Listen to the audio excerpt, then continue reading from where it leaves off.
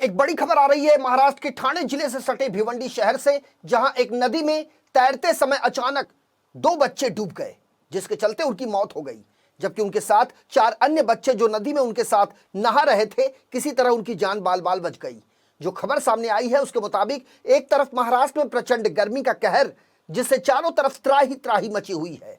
इससे बचने के लिए लोग अलग अलग तरीके निकाल रहे हैं और इसी तरह इन बच्चों ने भी गर्मी से राहत पाने के लिए नदी में नहाने का फैसला किया और भिवंडी शहर के धमनकर नाका पहुंचे, जहां के वरला देवी नदी में उतरकर उन्होंने नहाना शुरू कर दिया। लेकिन इसी बीच कुल 6 लड़कों में से 2 लड़के तैरते हुए आगे की तरफ बढ़ गए, जिन्हें पानी की गहराई का अंदाजा नहीं लग पाया और अंत में वे दोनों पानी में डूब गए, जिससे उनकी मौत हो गई। वहीं नदी में तैरने गए अन्य 4 लड़के तैराकी के बाद नदी से बाहर निकल आए, लेकिन बाहर आने के बाद जब उनके 2 साथी उन्हें नहीं मिले तो उन्होंने स्थानीय पुलिस और भिवंडी निजामपुर नगर निगम के साथ साथ दमकल विभाग को इसकी सूचना दी, जिसके बाद स्थानीय मछुआरों के साथ पुलिस घटनास्थल पर पहुंची और फिर शुरू हुई पानी में डूबे दोनों बच्चों की तलाश।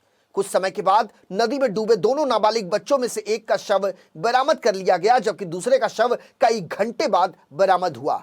मृतकों में से एक बच्चे का नाम अमन आसिफ चौस है, जिसकी उम्र 11 साल के आसपास थी और वो मूल रूप से औरंगाबाद का रहने वाला था।